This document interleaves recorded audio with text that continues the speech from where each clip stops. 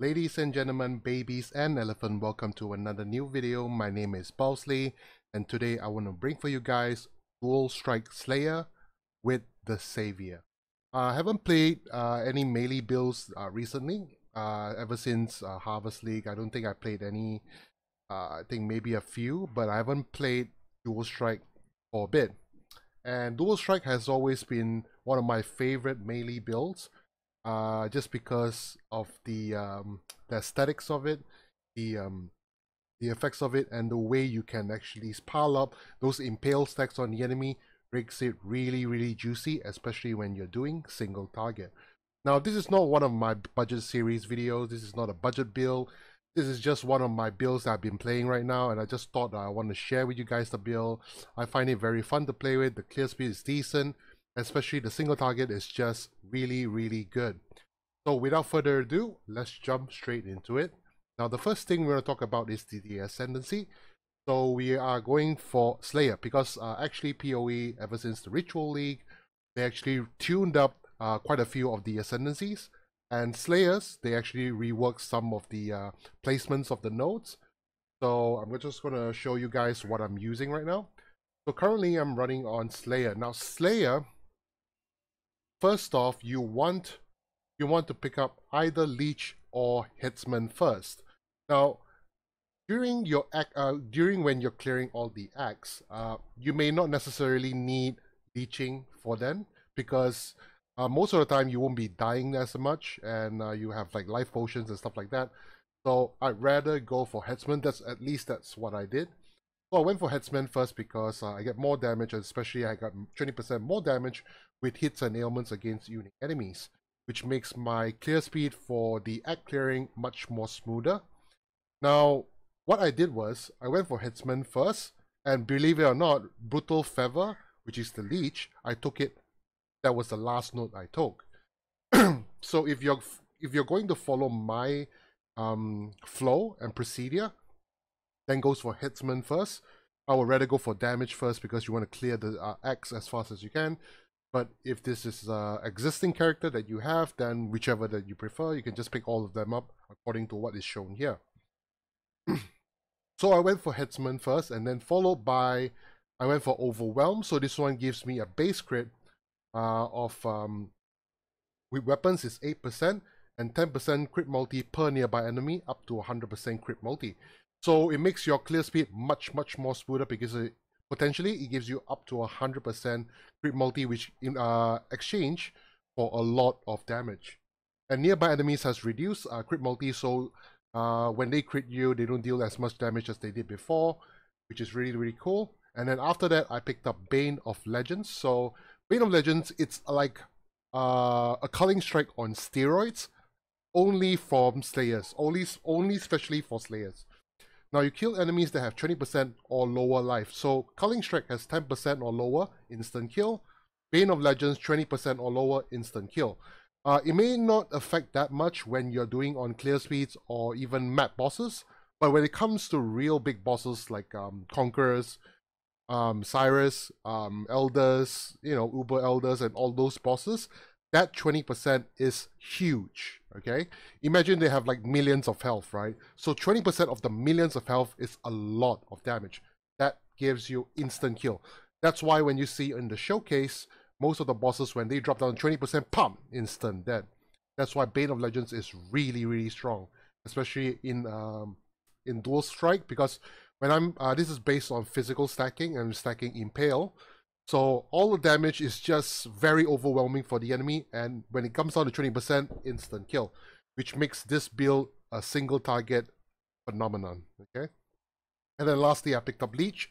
So this one gives us a lot more survivability because the life leech effect does not remove at full life. So even when you're full life, the life leeching effect is still occurring, so it gives you constant life leech, and it gives you 100% maximum recovery from life leech, and 10% reduced damage taken while you're leeching. So this is really cool, and this is the setup for my Ascendancy. Next up, we're going to talk about the gear choices. Now, the gear choices here, I'm using a mace and a sword. Now, why don't I use two swords? Very simple. Just because of the unique jewel. here, which is the Might and Influence. Now, the Might and Influence, I picked the Mace because, as you can see on the bottom row, with at least 40 dexterity in radius, Dual Strike deals splash damage to surrounding enemies while wielding a mace, which means that you have much more better clear speed. Aside from having the explosion chest, even without the explosion chest, the clear speed, I would say, is pretty decent. Whereas the effect for the sword, you're getting increased accuracy rating, which is a much needed node as well for your build because you need hit chance. So definitely that's the reason why I went for a mace. So I would suggest go for a mace and a sword. Having two swords, at most you're getting more accuracy rating, but you're not getting the additional splash, which means you're saving a gem slot. So in your 6 lane, you don't have to use melee splash just because you want to clear maps, because you're already using a mace. And mace can actually pile up quite a decent amount of flat fits as well, which gives us a lot of DPS. This in particular mace, I only got it for like 1 or 2 Exalt. It's not that expensive. And this one gives me about 480p DPS, which is quite decent for a one-handed weapon. Same goes for having the Saviour. Now, for you guys that don't know what is the Saviour, if you guys know what are Mirage archers, so basically it's like illusion of yourself casting your skill, whereas the Saviour is the same thing. It'll cast out up to 2 illusions whenever you crit strike. There'll be 2 reflections of you that comes out, dealing whatever your 6-ling skill is dealing with all the effects of it. But only 50% of your damage. But still, 2 of them is almost equivalent to like doubling your damage, which is really insane. That's why the Saviour is really cool from this build. If you've seen my previous dual strike builds, this is what I always play with. I always pick the Saviour because it's just too good to just give up on. Now the Saviour, and that's what the Saviour does. As for the helmet, I went for the Abysses, and I get 15% increased dual strike attack speed. Now, why Abysses? Is it risky to take Abysses? Do you take a lot of damage from Abysses? Well, because of the layers and layers of leech, the layers of defenses, the layers of stuff that we have, we are not afraid to take the additional physical damage taken, and we have a lot of armor as well.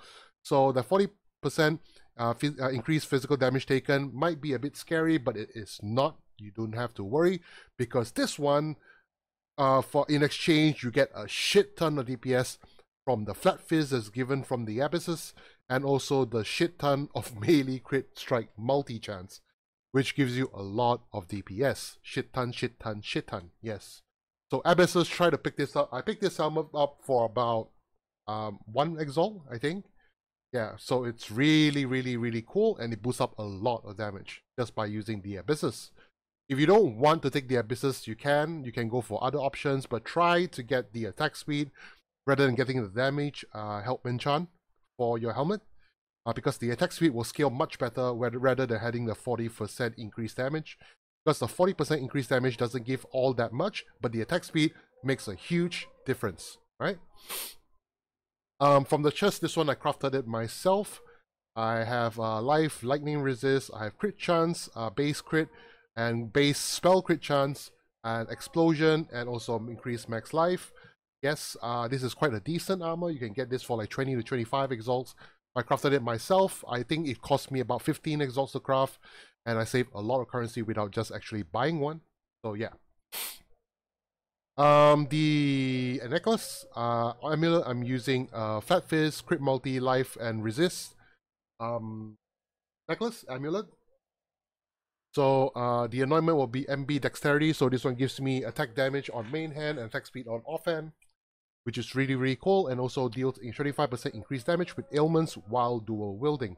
That's why I'm using MB Dexterity. As for the other ring, I'm using Flat Fizz, Accuracy, so you want to get as much accuracy as you can.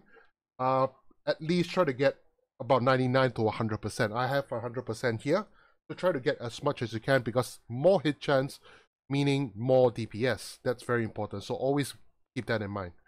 And also I have non-challenging skills, have -9 total mana cost, and curse enemies with vulnerability on hit is what I have, so I'm constantly cursing them with vulnerability. And that's the ring. And the other ring will be dexterity, because you need some dexterity and other nodes and some intelligence for your other gems. Life and some resist.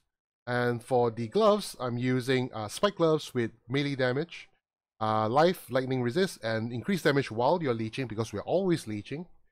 For the belt, I'm using Stygian Vice with life and all the resist and increased damage.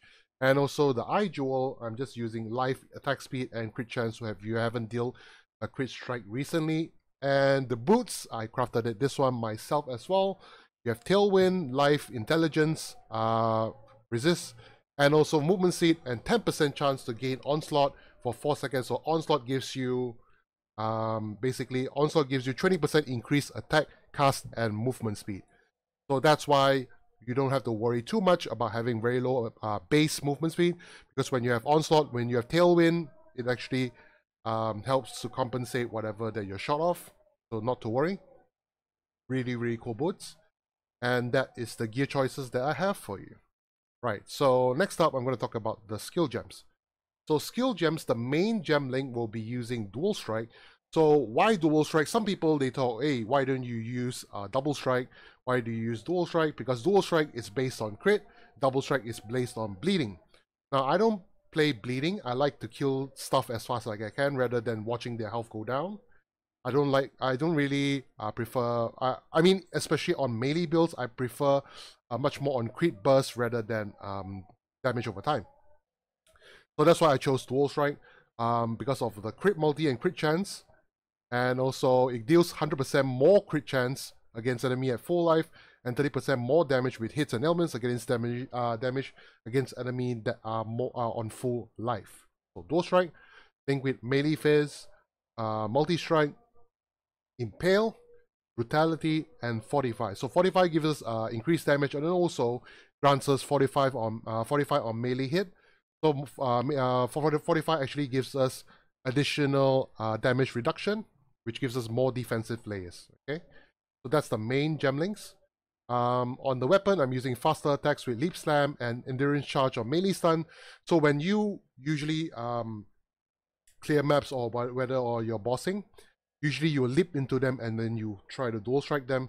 So as you leap, most of the time you will always have endurance charges up, which is in exchange more defensive layers as well. So most of the time you will always have 3 endurance charges, and you get 4% more damage per endurance charge, potentially getting 12% more damage because of the endurance charges. On the helmet, I'm using Enlighten with all my auras, so I have Pride, Dread Banner, and Flesh and Stone. On the other weapon, I have Ancestral War Chief with Enhance and Blood Rage. So Blood Rage and Ancestral War Chief requires the increase of quality will give you much more boost. For the War Chief will be damage, and for the Blood Rage you'll get more attack speed out of it. So Blood Rage here will give us more attack speed and also gives us Frenzy charges. So we have 3 Frenzy charges and 3 Endurance charges potentially. On the gloves, we have Immortal Call with increased duration and cast when damage taken. That is our defensive layers. And also Precision, where Precision gives us crit chance and accuracy. And for the boots, I'm just using a Lightning Golem with Portal, and the other 2 gems, you can put other gems for you to just level up and power or whatever gems that you want to level up. Okay, and that is the gem links. Next up, we're going to talk about the Flask. Now, we have a Lice Flask over here with instant recovery and bleeding. Cinder Swallow's Urn with increased crit chance on it. Quicksilver Flask for freeze and chill removal. We have Consecrated Ground. So this one mainly is because we want to remove the curse, so we can do most of the maps, whether it's Temporal Chains or whatever it is.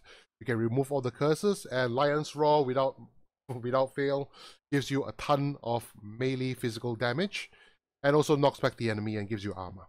So that is the Flask choices. Pantheons, definitely I always go for Lunaris for clear speed. I'm using Groktul for additional physical damage reduction for each hit you have taken recently, up to 5%. If you're single targeting, you go for Solaris. And Bandit, we are using Helping Alira so that we get the crit multi and also the elemental resistances. Last but not least, we are going to look at the skill gem. The skill tree. Right. So we are starting off with a Slayer going down this way, and then you want to pick up all these notes here with this notes. All these notes will give you life and attack speed. And then Master of the Arena gives you damage, range, strength, and regeneration. And then pick up Bravery and Art of Gladiator for attack speed and life. And then move down for Dervish. So Dervish gives you increased damage while dual wielding. Again, attack speed. I scale a lot of attack speed on my build. And then move down here, pick up Golem's Blood for life and life regen. Pick up the node socket over here so you can slot in your Might of the Influence. Might and Influence. So this jewel with Corrupted Blood cannot be inflicted. I got it for 20 chaos, I think, something like that. Quite a decent price, really cheap. And then you want to move up left and pick up Gladiator's Perseverance. So this one gives you increased physical damage on one-handed weapon, and also gives you a recovery from life leech and increased damage while you're leeching. Over here, you'll pick up Eagle Eye, so more accuracy and more crit chance. And then pick up a jewel socket for another jewel. Forceful Skewering, so that you can have increased impale effect and more strength meaning more life. And also overwhelm the enemies and physical damage reduction. And then pick up all the life nodes over here next to the Constitution. Over here, you want to move up and then pick up some dexterity over here with attack speed and global accuracy rating for versatility. And then over here, Heart of the Warrior for more life and strength. And then Born to Fight for more accuracy, again, physical damage and attack speed. And then after here, Strong Arm for more physical damage and damage with ailments, attack speed, and strength. Move down here, you want to pick up Swift Skewering for additional impale effect and impale, chance to impale. And then move downwards, you want to pick up here Rampart. So since we're having Fortify, increase attack speed, increase move speed, increase effect of Fortify, and increase damage while you have Fortify, which is really cool.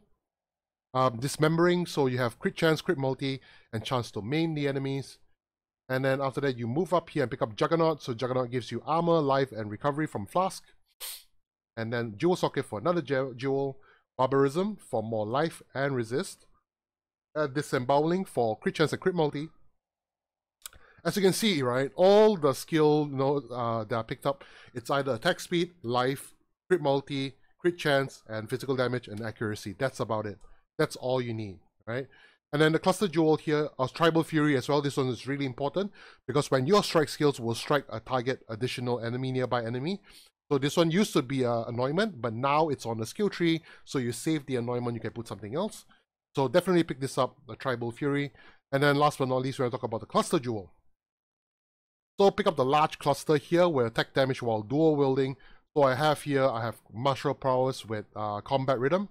Attack speed increase while one hand and offhand with move speed. Attack damage, attack speed, accuracy. And then after that, you'll pick up two jewels over here, which are the critical jewels. So try to get the crit multi and try to get attack speed. You know, those relevant nodes on the crit jewel.